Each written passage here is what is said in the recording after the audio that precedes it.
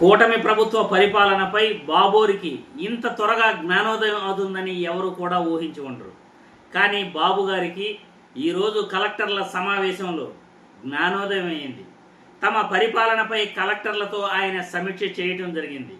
తన పరిపాలనపై చంద్రబాబు గారు ఏమంటున్నారు ఒక్కసారి ఈ వీడియో చూసిన తర్వాత మళ్ళీ మనం చర్చించుకుందాం. మీరు బాగా చేశారని మీరు అనుకుంటున్నారు, ఎండ్ అవుట్కమ్ రావడం లేదు. మీరు బాగా చేశామనుకుంటున్నాం నేను కూడా, కానీ ప్రజలు మెచ్చడం లేదు. మీరు బాగా చేశామనుకుంటున్నాం నేను కూడా, కానీ ప్రజలు మెచ్చడం లేదు. చూశారుగా, కలెక్టర్ల సమావేశంలో బాబు గారికి జ్ఞానోదయం అయింది.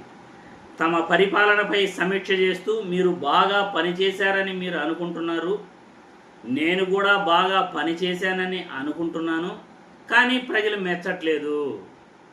ఎందుకు మెచ్చరు?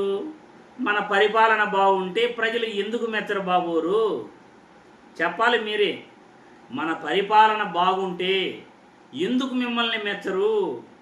గత ప్రభుత్వంతో పోల్చుకుంటే ఈ ప్రభుత్వ పనితీరు ఆ విధంగా ఉంది. మరి జగన్మోహన్ రెడ్డితో ప్రజలు కంపారిజన్ చేసుకుంటూ మీ పరిపాలనను అసహించుకుంటున్నారు.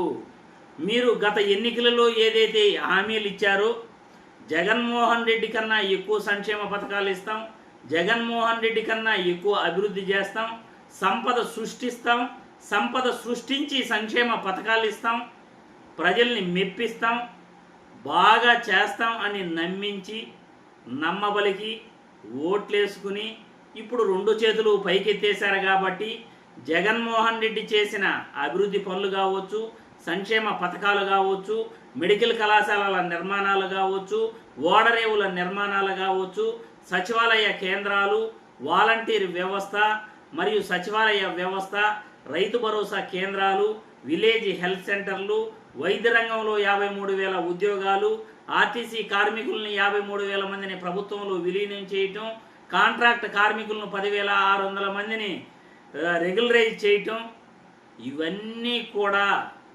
జగన్మోహన్ రెడ్డి చేసిన అభివృద్ధులు ఒక ఎత్తైతే, రాష్ట్రానికి విశాఖపట్నం పారిశ్రామిక సదస్సు ద్వారా పెట్టుబడులు తీసుకురావటం, ఉచిత విద్యుత్తు ₹2.49 కొనుగోలు చేసి రైతులకు ఉచితంగా 9 గంటలు నాణ్యమైన విద్యుత్ ఇవ్వటం, మీరు ₹5.49 విద్యుత్ కొనుగోలు చేస్తూ ఉంటే జగన్మోహన్ రెడ్డి గారు ₹2.49 విద్యుత్ కొనుగోలు చేయటం, ముఖ్యంగా నాడు నేడు కార్యక్రమం ద్వారా ప్రభుత్వ బడులు, ప్రభుత్వ ఆసుపత్రుల రూపురేఖలు మార్చేయటం, ప్రభుత్వ బడుల్లో ఇంగ్లీష్ మీడియం విద్య తీసుకురావటం, కార్పొరేట్ ఆసుపత్రుల్లో ఉచితంగా ప్రజలకు వైద్యం చేయించటం, నాణ్యమైన మందులు ప్రభుత్వ ఆసుపత్రుల్లోనూ మరియు 104 ద్వారా ఉచితంగా గ్రామాల్లోనూ ఇప్పించే ప్రయత్నం చేయటం, రైతు భరోసా కేంద్రాల ద్వారా రైతులకు ఎరువులు, విత్తనాలు సకాలంలో ఇవ్వటం, రైతులకు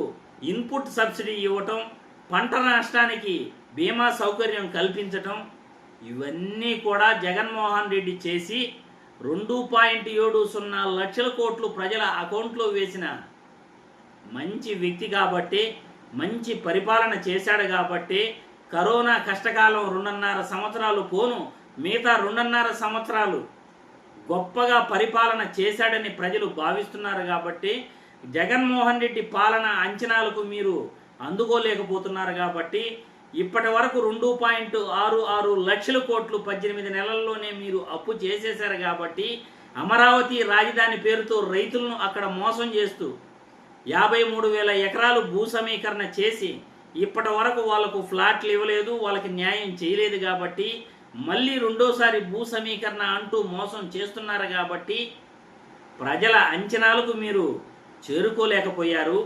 రాష్ట్రంలో శాంతి భద్రతలు పూర్తిగా క్షీణించిపోయాయి. రాష్ట్రంలో మద్యం ఏరులై పారుతూ ఉంది. రాష్ట్రంలో ఉచిత ఇసుక ఇస్తానని మీరు ప్రజల్ని మోసం చేశారు.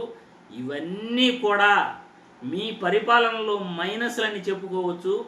మీ పరిపాలన జగన్మోహన్ రెడ్డి పరిపాలనను అందుకోలేకపోతుందని చెప్పుకోవచ్చు.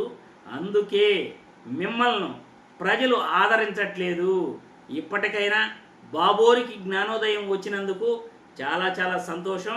ప్రజలు ఇప్పటికైనా కామెంట్ల రూపంలో చంద్రబాబు గారు జ్ఞానోదయం అయింది కాబట్టి మీ అభిప్రాయాన్ని కూడా కామెంట్ల రూపంలో పెట్టాల్సిందిగా వీడియో ద్వారా కోరుతున్నాను.